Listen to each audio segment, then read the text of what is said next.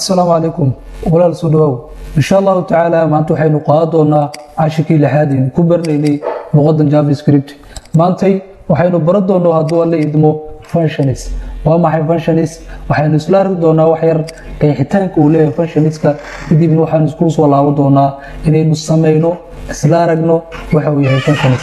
مركوريتو وما حي فانكشنز و group of code that operates specific tasks haddii aad maqashid function waa group of code waa code isku tagay kuwaas oo tahay shaqadooda inay loo qabtaan specific tasks shaqo cayiman ama shaqo gaar ah ama ujeedo gaar ah marka functions haddii aad maqashid waxaa loo kala qaadaa laba nooc built functions ay luqadda ay leedahay oo luqaddu ku soo baxo oo kuwaas lagu magacaabo built functions iyo sidoo kale user functions annaga aan samaysanayno awoodaan u leenahay inaynu u dhigano u qaabeeno qaab aan doonayno marka functions waxaa loo kala qaadaa built functions iyo user functions maxay tahay faa'iidada uu leeyahay functions sida u jeedinba waxa uu marka koowaad inoo ogolaanayaa inay reusable haddii hadda abuurno function waxaaynu dib ka isticmaali karnaa isla functionkaas sidoo kaleeto waxa uu inaga yareynayaa redundantly ama duplicate intii aynu koobi gareyn lahayna koodka aynu qorno marka la qori lahayna hal mar ayaan function abuurinaynaa kadib functionkaas ayaa marka u baahano u waca doonaa ama aynu ku sameyn doonaa wax lagu magacaabo function calling syntaxkiisa waa function name inaan function marka hore ka hormariyo kadib function name magaca functionka haddii parameter uu leeyahay parameters ay geliyo haddii soo lahayn aan parameter laan ka dhigo kadibna statementkiga gudaha geliyo aanu isla baraadkada markaas aynu fahmi doonaa waxaynu ku baran doonaa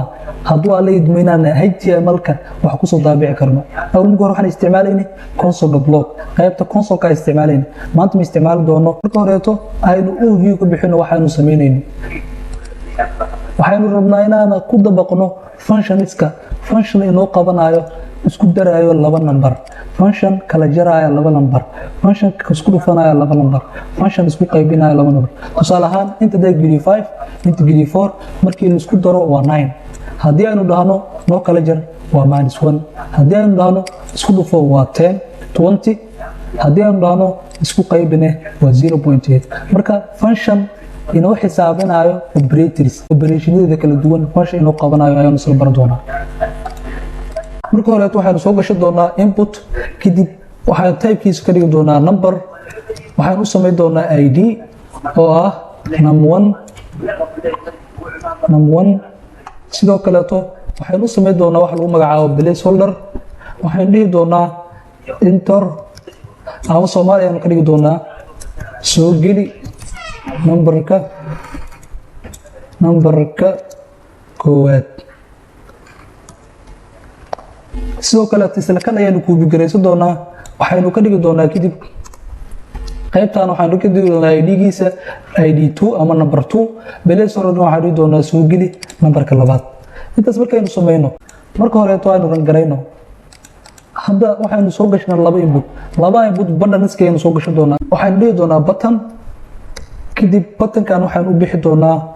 add waxaanu soo gashan doonaa dhammaan buttonska u baahanahay intoo kaleeto subtract oo ah kala jar divide ama multiplication iyo sidoo kaleeto division taas markaanu sameyno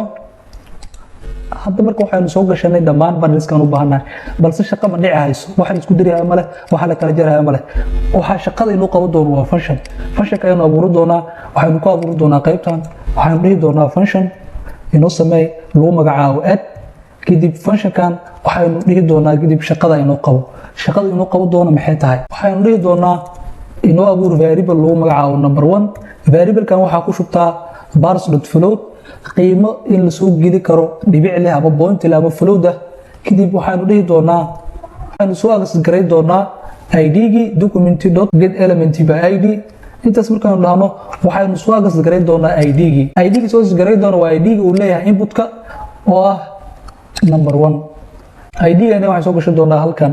kadib waxaan dhihi doonaa qiimahaas ha ahaado values waxaan dhihi doonaa value intaas markaanu sameyno sidoo kale waxaan abuuri doonaa number 2 qaybtan waxaanu ka dhigi doonaa variable number 2 inoo kaydinayo float bars ah kadib waxaan u baas garay doonaa ID-ga number 2 yani waxay ka dhigan tahay input-kan wixii la soo geliyaa waxa ay ugu shubtaa variable-kan halka input-kan wixii la soo geliyana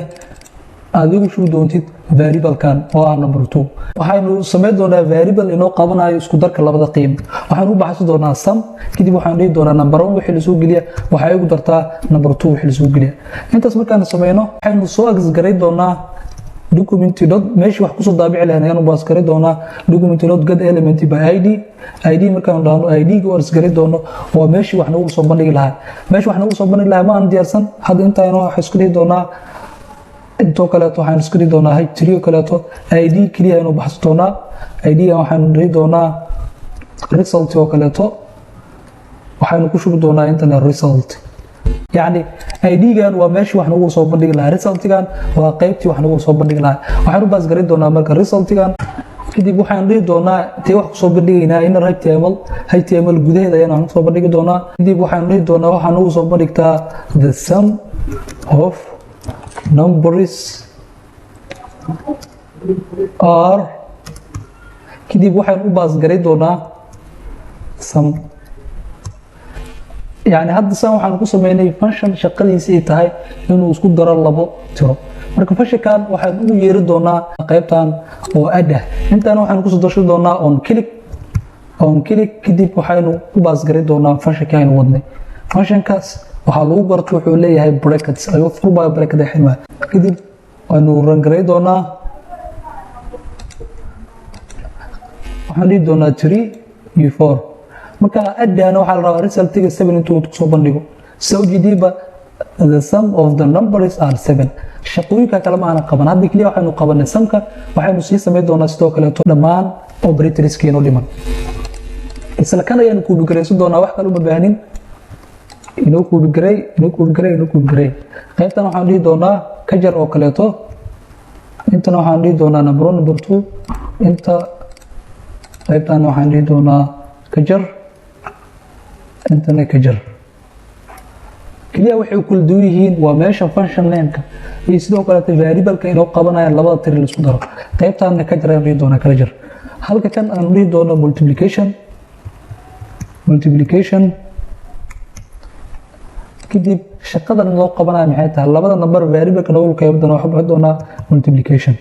kadib waxaan dhihi doonaa number 1 waxa ku dhufataa number 2 qiimaha la soo geliyo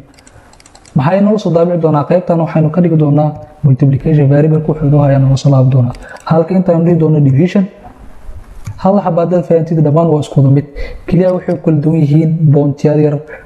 intaan waxaan dhihi doonaa division halka tan dhihi doono number 1 wixii la soo geliyo waxa u qaybidaan number 2 waxa la soo geliyo kadib maxaa noo soo bandhigi doonaa division-kii noo soo bandhig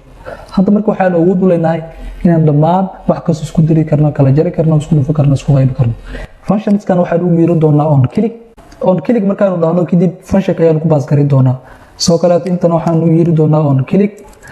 yana waxa ka dhigan tahay function-kan ama button-kan markii click la siiyo shaqada uu function-kan hay ay qabo waxaan dhihi doonaa on click intan waxaan dhihi doonaa on click kadib waxaan soo ku bigreysan doonaa ka jarta hadda ayaan qaadnay waxaan dhihi doonaa multiplication function-kan noo qabanaya multiplication u baas garay sidoo kaleeto bracket for bracket xir function-ka kaleeto division inoo soo qaad inta inoo dhiga sigana bracket inoo xir bracket inoo fur ka jarkaana bracketkiisa xir bracket fur hadda markaasaan waxaan ku sameynay functions inoo qabanaya dhammaan operatorska sida inaan wax isku darno kala jarno isku dhufano isku qaybino waxaan dhihi doonaa 2 intana waxaan dhihi doonaa 5 ku dar haddaan dhahno 8 ka jar haddaan dhahno -2 haddii ku dhufo dhahno 15 division haddaan dhahno 0.6 waxaan filaya inaan isla fahanay shaqada uu qabto functions waxaa badadaa practical si aad u fahantay waad ku maasanta daawashada muuqaalkan fadlan haddaan ugu cusub tahay ugu soo biiro channel subscribe leh sidoo kale tan asxaabta u sheegay والسلام عليكم ورحمة الله وبركاته.